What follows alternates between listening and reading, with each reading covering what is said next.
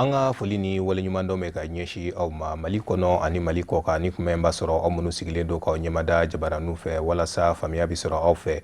TV Shirifula bamanankan kunnafoni na walawalali bɛna k'aw ye minnu na Mali kunkan ani diɲɛ fan wɛrɛw kunkan ni y'a kuma selen ye.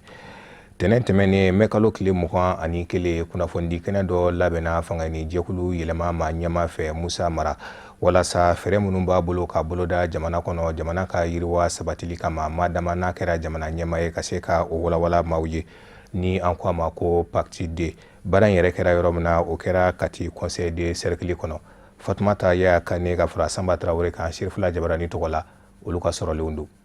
Fanga ni jɛkulu min bɛ ni o ye parti yɛlɛma ye ka sanga ni ale ɲɛmɔgɔ ka kanbɔli ye jamanakuntigi sigi nata in nɔfɛ ni o ye élection présidentielle du 29 juillet prochain ye. Musa Mara ye kunnafoni kɛnɛ dɔ sigi sen kan min sen fɛ a y'a kanu ka jamanadenw kunnafoni a ka baara bolodalenw kan baara bolodalen minnu ni a hakili b'an kan ka olu lawaleya ni a ye sanfɛlan sɔrɔ. Parti yɛlɛma ɲɛma kan ni kunnafoni in sigi ko kɛnɛ filanan de ye nin ye min ni a bɛ jamana maracogo ɲumanya hakilinaw kofɔ. Ngo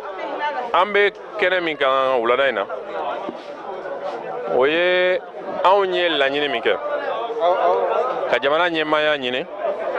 an y'a laɲini kɛ ni lahala jumɛn ye parce que jamana ɲɛma kan ka sigi ni lahalaw de ye jamana ɲɛma kan ka sigi ni hakiliw de donc hakilina minnu bɛ an na fɛɛrɛ minnu b'an kɔnɔ an y'a ɲini an bɛna jamana kɔnɔ tuma ni tuma k'olu ɲɛfɔ don o an tun bɛ jɛnɛ an ye lakana ani kɔrɔnfɛ kɛlɛ in banni ani camancɛ kɛlɛ in banni ani jamana ɲɛma ɲuman sigi cogo jamana yɛrɛ cakɛdaw bayɛlɛma cogo pour que u ka kɛ ɲumanw ye an y'o kuma fɔ jɛnɛ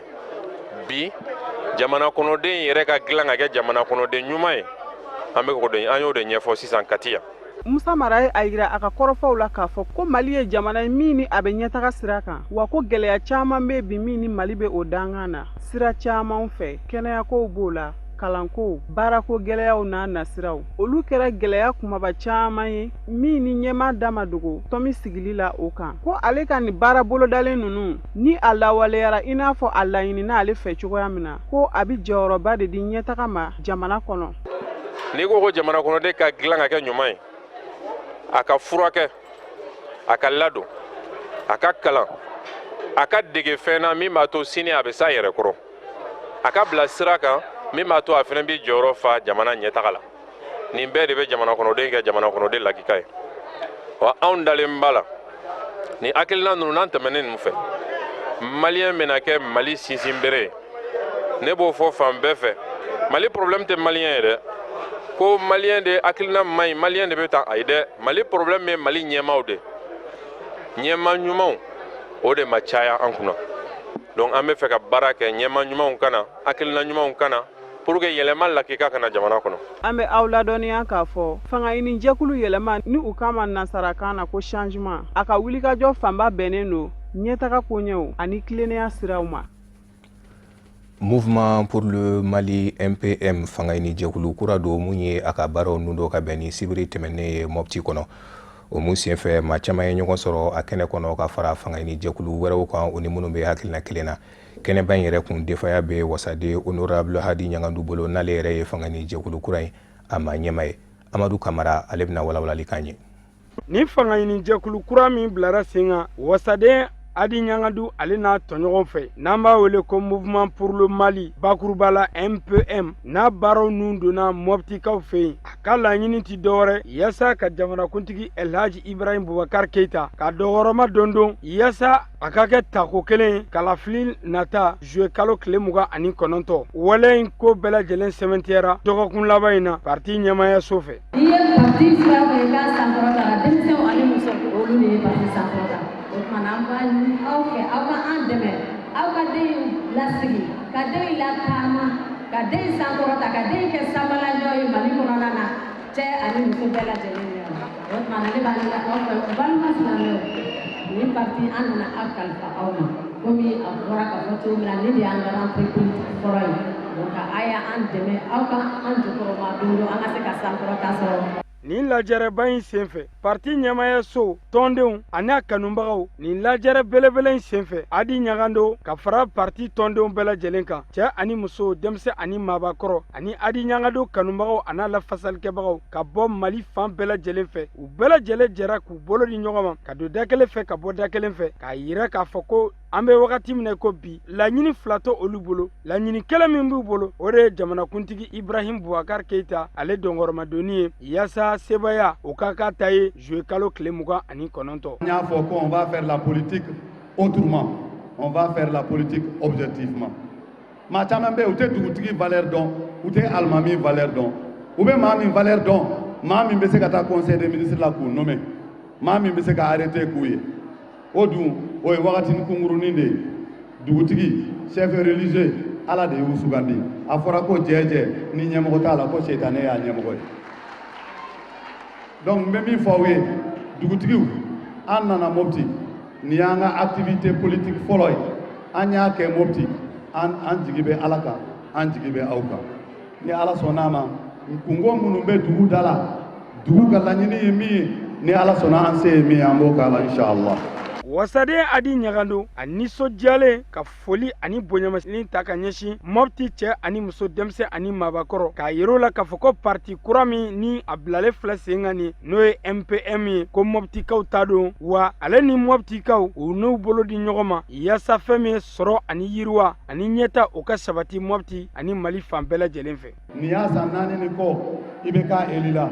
ani bi cɛ ala barika la an ka sous-région kɔnɔ 3e économique Mali don bi an bɛ yɔrɔ min na sécurité bɛ ka na dɔɔni dɔɔni sécurité bɛ ka na dɔɔni dɔɔni an b'a ɲini bɛɛ lajɛlen fɛ bɛɛ k'a dɔn k'a fɔ armée dɔrɔn tɛ se ka sécurité kɛ dɛ an bɛɛ ka jɛ ka fara ɲɔgɔn kan an ka sécurité kɛ bi an bɛ yɔrɔ min na an bɛ Mopti ka cɛ a n'a muso an b'a fɔ aw ye an kɔntanna an nisɔndiyara. Lajɛrɛba in senfɛ parti ɲɛmɔgɔya so ka fara a tɔndenw n'a lafasabagaw n'a kanubagaw kan u bɛɛ lajɛlen kɔni nisɔndiyalen u donna da kelen fɛ ka bɔ da kelen fɛ ni ka tila ka Mali ka ɲɛta ko o fisaya ni fɛn bɛɛ lajɛlen min laɲininen don parti yɛrɛ ɲɛmɔgɔba fɛ n'o ye wasaden adi ɲagando ye. Fɛn min ye nɔgɔ ye bibi na o de kɛmɛ k'an ka jamana fanba fan caman labɔ i n'a fɔ Lafiyabugu sigida 4nan na ani Medinakura sigida 2nan na o ɲamantonw olu b'a seereya cogoya min na n'a yɛrɛ kelen bɛ sababu ye bi ka degun se maa caman ma wa ko fɛnɛ kɔlɔlɔ tan tɛ bari sabula ka da kan a bɛ se ka sigida lanɔgɔ ka tiɲɛ ni an ko a ma ko pollution de l'environnement. Ale Amadu Badini ni Samba Traoré olu ye munumunu salo dɔ kɛ a ko ka faamuya bɛ se ka sɔrɔ a la cogoya min na nka Kafunɛ Bacili ale bɛna walawalali k'an ye. An filɛ nin ye Lafiyabugu ɲamansunungu kan ɲaman bɔyɔrɔba min ni a kundama kɛlen ko kulu o de kama a dara ɲamansunungu in na ko Kilimanjaro ala ni a kundama janya fɛ n'an seginna kɔfɛ kalo damadama Kilimanjaro ɲamansununguba in kun daga tara ka bɔ Lafiyabugukaw da la o kun kɛra nisɔndiyakoba ye dugudenw bolo nka kalo damadama o kɔfɛ ɲaman seginnen filɛ nin ye ka daga yen ko kura kun n'i y'i jɔ ka ɲamansunungu in kundama lajɛ i bɛ ala kale k'a fɔ ko fosi ma deli ka cɛ ka bɔ a la Lafiyabugukaw ka ni ɲamanko degun in o ɲɔgɔn siya kelen de bɛ Medinakurakaw fana kan ni san nana ka ban jinɔgɔw de bɛ sigi fo a bɛ toli n'i donna bɔlɔnfurancɛw ni ɲɔgɔn kɔnɔ i b'a ye k'a fɔ fo ji ninnu kasa bɛ don mɔgɔw nun na o ye waleyaw ye min bɛ kɛnɛya ani saniyako don galama na bari sabu ka d'a kan o kan kɛnɛya tɛ se ka sabati dugudenw yɔrɔ o de kama yen sigibagaw bɛɛ lajɛlen y'a laɲini ka weleweleda kan labɔ jamana ma ɲɛmaw ma u k'a lajɛ ka ni nɔgɔ jugu ninnu ɲamansunungu ani jitoli ninnu ka fɛɛrɛ kɛ k'u daga ta ka bɔ u da la k'u b'a laɲini ko ni nɔgɔ ninnu cɛra zen a ka kɛ kudayi ye. Ɲama ye a degun min bɛ s'an ma yan degunba de don parce que a kasa ka bon et puis ni ji fana nana a yɔrɔ la ji woyo bɛ nana a manaw na a ɲama kɔlɔkɔlɔ min bɛ se mɔgɔw ma bari sigida yɛrɛ kɔnɔ n'i y'a lajɛ hali soso min bɛ mɔgɔw cɛ a la a bɛ kɛ bana de mɔgɔw ma bari hali dongo sanji min tɛmɛna yan ala ko tiɲɛ a y'a tiɲɛniba de kan kɔnɔ bon foli bɛ gouvernement ye foli b'u ka baarakɛlaw bɛ yen ala ka n'u dɛmɛ nka ɲɛmɔgɔ ye ne yɛrɛ ka jate la u ka fɛɛrɛ de ɲinana a bɛ ɲɛ cogo o cogo ala ka n'u dɛmɛ parce que nɔgɔ bana a fura ka gɛlɛn i y'a faamu a bɛ fɛn maladi caman de bila mɔgɔw la an b'an ka baara kɛ yan n'an bɛ baara kɛ garabali de kɔnɔ an bɛ sagaboso de kɛ nka an bɛ ɲama yɛrɛ de da la kɔlɔlɔ min b'a la an kɔni b'a dɔn hali baganw minnu bɛ yan a bɛ tɔɔrɔ s'u ma. ayiwa siɲɛ fɔlɔ min na janni u ka cɛ a kɛra kuma caman ni degun caman y'an kan hali mɔgɔ minnu bɛ sigida in yɛrɛ da fɛ fɔlɔ u ka kɔlɔnna ji tɛ se ka min ɲama mana poussière yɛrɛ wuli poussière bɛ yɛlɛn sanfɛ a bɛ jigin duguma dɔw bɛ dumuni na dumuni tɛ se ka kɛ f'u b'i jɔ miniti 30 miniti 40 gɔngɔn in ka sɔrɔ ka janfaya u b'u ka dumuniw daminɛ ayiwa denmisɛnnin yɛrɛ dɔw b'a dabɔ kama yɛrɛ ka tasuma don ɲama na yan an yɛrɛ olu mɔgɔw bɛna siɲɛ dama dama ka taa n'u ye mairie la o kɛra mankan ye gouvernement y'a cɛ siɲɛ fɔlɔ la o la ayiwa tuguni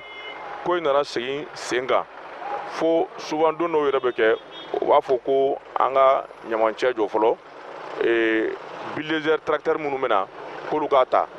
n'olu y'a ta tile kelen filanan an bɛ sɔrɔ ka ɲama cɛli daminɛ tuguni donc anw yɛrɛ sababu gɛlɛnba dɔw ma parce que n'anw ma ɲama cɛ an tɛna se ka balo quoi f'an ka taa services ni clients ka ɲama de cɛ bon n'an k'u ma don min na k'an tɛ se ka na baara kɛ ni kalo sara pour k'an sara so a bɛ k'an ma degun ye donc vraiment an kɔni an bɛ ala de deli ni yɛrɛ ma ɲi sigida yɛrɛ ma fɔlɔ donc a bɛ kaburu da la o ye fɔlɔ ye filanan cɛ si tɛ se ka tɛmɛ yan ni nɔgɔ ni gɔngɔn kasa ma don i nun na quoi ɲamansunugu ninnu daga donnen bɛ yɔrɔ minnu na olu yɔrɔ ninnu de kan ka labɛn ka kɛ sanni feerekɛ yɔrɔ ye ni dun y'a ta k'a lajɛ i b'a ye k'a fɔ ali bi n'a ka biya ni fɛn min tɛ ka fara o ɲaman bɔnni kan o yɔrɔw la foyi den kelen de tɛ ka ta ka bɔ a la ɲamansunugu ninnu cɛli baaraw kɔni tɛ ka se ka dankɛnɛmaya ali bi bolola baarakɛlaw bɛ minnu bɛ sigida naaninan na ka bɛn ni sibiri tɛmɛnen u ye u ka sugu dɔ nun dɔ ye palais des sports de Bamakɔ kɔnɔ cogoya min na u bɛ se k'a lakodɔn k'a daminɛ kalo in tile 19 na ka taa se a tile 25 ma fɛn min ye u ka seko ni dɔnko minɛn camanw ye olu bɛna sɔrɔ u bolokɔrɔ nɔgɔyaw la Mariétou Diallo Samba Traoré olu ka sɔrɔlenw don Bamako sigida naaninan chambre de métier ale de ye nin kɛnɛ in sigi sen kan walasa ka communicati bolola baarakɛlaw la kodɔn nin baara ninnu bolodalen no dɔgɔkun kelen kɔnɔ o kama u y'a tɔgɔ da ko semaine artisanale k'a daminɛ mɛ kalo tile 19 ka taa bila a tile 25 la baara bolodalen ninnu bɛna ɲɛnamaya palais des sports kɔnɔ ACI 2000 la Bamako camancɛ yɛrɛ la communicati mairie a sigibagaw fo ka taa se chambre de métier mɔgɔw yɛrɛ ma bɛɛ lajɛlen bɔra walasa ka baara bolodalen ninnu koromokari kɛnɛ min filɛ nin ye ni ɲɔgɔnna kan ka caya a kan ka caya mun na ninnu bɛ ka thème kelen de traité mais an bɛ wagati min na sisan thème ka ca gɛlɛyaw ka ca a bɛɛ bɛ se ka traité mais u ye thème belebeleba de ta denmisɛnninw ka tunga fɛtaga minnu y'a hakili sɔrɔ an b'u fo kosɛbɛ président i n'i ka jama an b'aw bɛɛ fo an bɛ première édition na ala ka deuxième édition jira an kɛnɛ na anw bɛ ko soupape de sécurité anw sen bɛ dingɛ min da la n'o dingɛ datugulen t'anw fɛ mun bɛ kɛ Mali la minnu tilara kalan na n'u tɛ ka baara sɔrɔ u tun bɛ taa min minnu tilara fonction publique la ou bien n'u bɔra u gɛnna ka bɔ baara la n'u seginna ka na anw ka secteur la n'o tun tɛ u tun bɛ mun kɛ minnu ka kalan ma taa yɔrɔ jan n'u ye u balo sɔrɔ an ka secteur kɔnɔ bi olu tun bɛ mun kɛ minnu ma don n'u ma kalan kɛ ani minnu ye diplôme sɔrɔ u ma baara sɔrɔ n'i ye nin bɛɛ fara ɲɔgɔn kan anw de bɛ nin bɛɛ dingɛ dafa Babu se min taara ɲinɛ n'o de ye ka se ka dɔ bɔ denmisɛnninw ka tungafɛtaga la ni u degili ye bolola baaramisɛnninw na o ma kɛ gansan n'i y'a ta k'a lajɛ ni denmisɛnnin kelen-kelenna bɛɛ lajɛlen sera ka bolola baara dɔ degi ni ka warimisɛnw sɔrɔ min b'a to u bɛ se k'u ka musakaninw kɛ u yɛrɛ ye o bɛ caman bɔ tungafɛtaga la o de kama chambre de métier communicati la u ye ŋaniya ta ka nin baara ninnu sigi sen kan ka se ka kunnafoni ɲuman fɛnɛ di denmisɛnninw ma tungalataga kan an ye nin hakilina nin ta parce que mɔgɔ caman b'a fɔ ko denmisɛnninw bɛ taa tunga la denmisɛnninw yɛrɛ b'a fɔ ko baara de tɛ yen bon an y'a yira an y'a miiri k'a fɔ n'an ma fɛn dɔw yira denmisɛnninw na u tɛna dɔn an ka sen fɔlɔ o kɛra tungalataga ye aw yɛrɛ y'a ye sikɔsi kɔnɔ denmisɛnninw yɛrɛ dama don ɲɔgɔn na di ko ka tungalataga dabila tungalataga man ɲi fɛn caman bɛ sɔrɔ yan sunatigɛfɛnw ne ye fɛn jalanw ye olu bɛ yan a muso denmisɛnnin minnu bɛ yen n'u bɛ baara la n'u tɛ se ka taa so ka bɛn ni mɔniko ye mɔni jalan bɛ yan n'u nana dɔrɔn u bɛ bɔ baara yɔrɔ dɔrɔn u b'u ka mɔni dilan yɔrɔ nin bɛɛ lajɛlen na juga jalan bɛ yan fɛn caman bɛ yan nɔ min bɛ sunatigɛ labɛn bon finiw bɛ yan min bolo dalen don denmisɛnnin ni mɔgɔkɔrɔbaw ye wusulanw bɛ yan fɛn caman b'an fɛ yan yan kɔni an ye pari nin dabɔ de sunkalo yɛrɛ kɔnɔ walasa bangebagaw ka lafiya surtout communicati bangebagaw semaine artisanale koromokari baaraw senfɛ caatiriw bɔra kɛrɛnkɛrɛnya la tungala taga kan ani bolola baarakɛlaw ka amoko kan ni k'a jira k'a fɔ u fɛnɛ dama ka kan amo la i n'a fɔ baarakɛla tɔw ni ka tila ka baara bɛɛ lajɛlen kun cɛ ni yalayala ye guakɔrɔlaw la. O de bɛ an sɛnsɛn ka se diɲɛ fan wɛrɛ kunnafoniw ma Kafunɛ Bacili ale bɛna bi ta walawalali kan ye.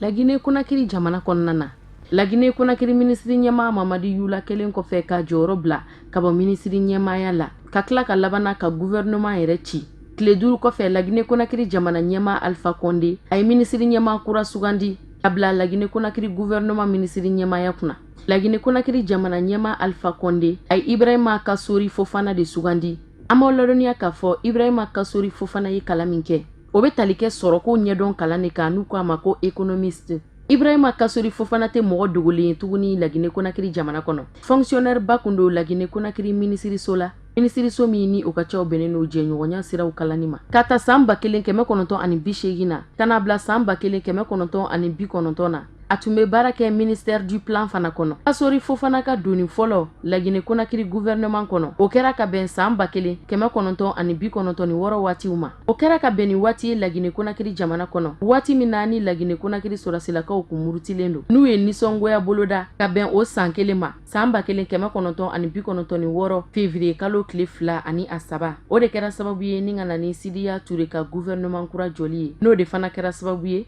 ka jɔyɔrɔ di Kassory Fofana ma La Guinée Conakry gouvernement kɔnɔ. O waati la a sugandira ka kɛ ministre ye ministre min ni o ka caw bɛ bɛn musakakow ma. Ibrahima Kassory Fofana tora o jɔyɔrɔ in na fo san 2 kɔnɔ sanni ka sɔrɔ ka kɛ sɔrɔko ani musakako ministre ye Général Lassana Conté sababuya la.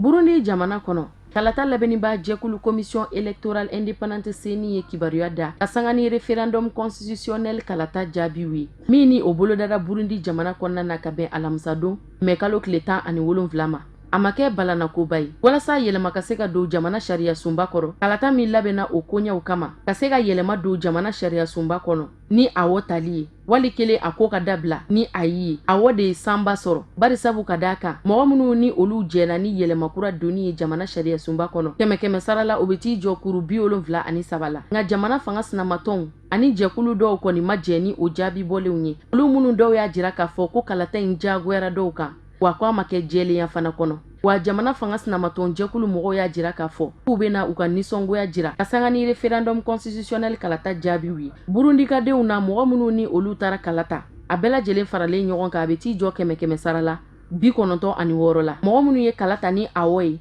o tari jɔ 73 la minnu yɛrɛ ye kalata ni ayi ye o kuru faralen ɲɔgɔn kan 100 sara la a ma 20 sɔrɔ ka kɔn kalata in jaabi bɔlen ye kalata ko ɲɛnabɔbaga commission électorale mɔgɔw fɛ nka jamana fanga sinamatɔnw kɔni y'u ka nisɔngoya jira ka sanga ni waleya ye u labanna k'a jira k'a fɔ k'u n'a lajɛ ni ka gafe dɔ ladilan gafe min ni u bɛ taa bila jamana sariya sunba kɔlɔsiyɔrɔ cour constitutionnel kɔrɔ k'a fɔ k'u ma jɛ ni jaabi bɔlenw ye k'a laɲini jamana sariya sunba kɔlɔsiyɔrɔ cour constitutionnel fɛ k'u k'a lajɛ jaabi minnu ni olu bɔlen filɛ nin ye walasa yɛlɛma bɛ se ka don jamana sariya sunba kɔrɔ k'u k'a lajɛ k'o bali cogoya minnu na olu ka ayiw ka se ka san sɔrɔ.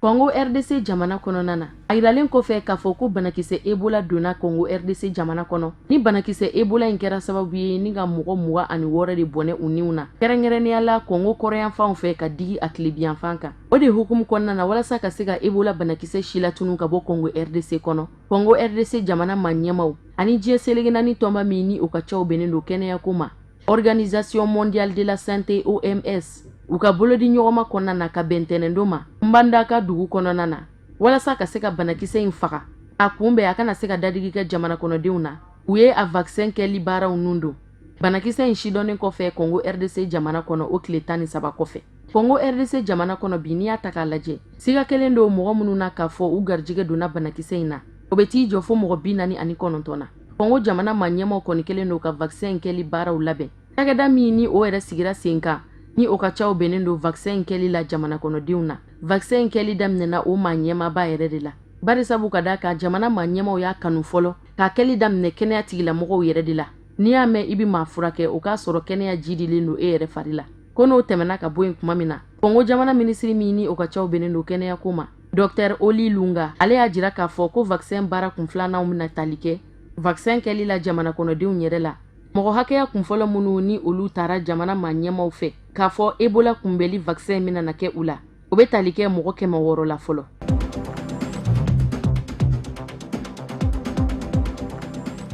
Sudan du Sud jamana kɔnɔna na sigikafɔw bɛ sen na sigikafɔ min ni a kuntagala walankatara ka taa bila fo tarata don mɛ kalo tile 22 la a bɛ tile 5 bɔ bi jamana gouvernement ma ɲɛmaw ka bɔ fanga ɲini jɛkulu 28 kɔnɔ ani Sudan du Sud forobatɔnw olu faralen do ɲɔgɔn na Addis Abeba kɔnɔ walasa ka se ka sigikafɔ laɲini cogoya mun na o bɛ se ka kɛ damun ye sigikafɔ min kɔnɔna na laɲini bɛ tali kɛ fɛn min kan o bɛ tali kɛ bɛnkan sɛbɛnkɔrɔ dɔ kan walasa bɛn ni kelenɲɔgɔnya bɛ se ka sabati Sudan du Sud kɔnɔ ani ka se ka fu siri san 5 mankan na guerre civile min ni o bɛ Sudan du Sud jamana kɔnɔ n'a kɛra sababu ye ka tɔɔrɔ caman se buna adamadenninw ma min sen fɛ adamadenya buruja waleya camanw kɛra walasa bɛn ni kelenɲɔgɔnya ka se ka sabati Sudan du Sud jamana kɔnɔ ka sanga ni bɛnkan sɛbɛnkura laɲini ye tarata don wulafɛ yanfan de kun bɛ sigi ka fɔ kɛbaga ninnu bolo walasa u ka lajɛ ni ka bɛn kelen ma ko n'o ma kɛ bɛɛ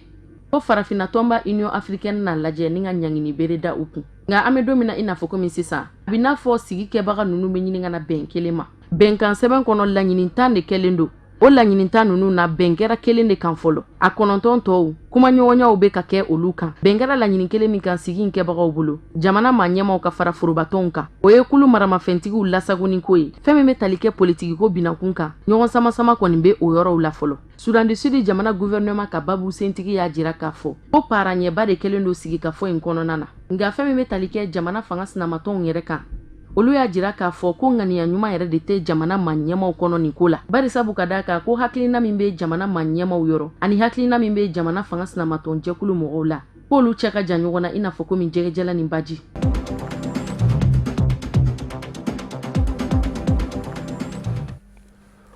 o fana de bɛ dansigi bi bamanankan kunnafoni sɔrɔlenw na mun labɛnna kunnafonidiso ɲɛmaya su fɛ ka kɛ ni kuma in ye laseli wɛrɛ aw ni kafunɛ bacili bɛ ɲɔgɔn sɔrɔ a nɔ yanni ka taa so ma aw k'an bɛn.